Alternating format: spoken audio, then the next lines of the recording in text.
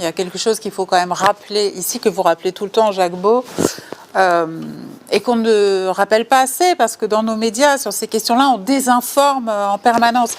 C'est que une solution politique aurait pu être trouvée très tôt, dès le printemps 2022, une solution qui aurait épargné des centaines de milliers de vies, et ce sont les Occidentaux, notamment avec ce rôle trouble joué par un personnage comme Boris Johnson, qui à chaque fois ont empêché Zelensky de négocier avec les Russes.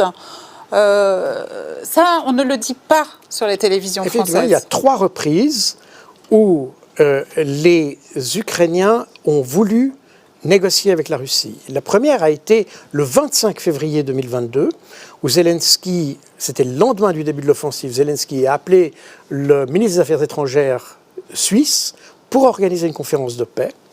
C'est l'Union européenne qui est intervenue, qui a dit on ne négocie pas avec la Russie, et ils lui ont donné un premier package de 450 millions d'euros pour des armes.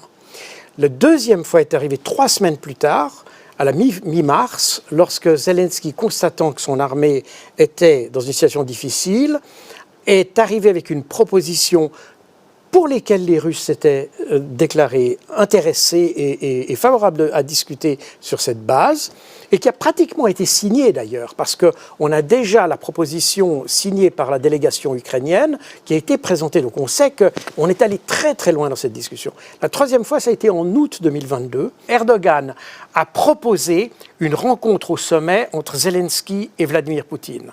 Vladimir Poutine a fini par accepter cette entrevue, et c'est de nouveau Boris Johnson, une nouvelle fois, qui a dit c'est pas le moment de faire des négociations fumeuses, je crois qu'il employait ce terme-là, et on a abandonné une troisième fois une possibilité d'avoir la paix.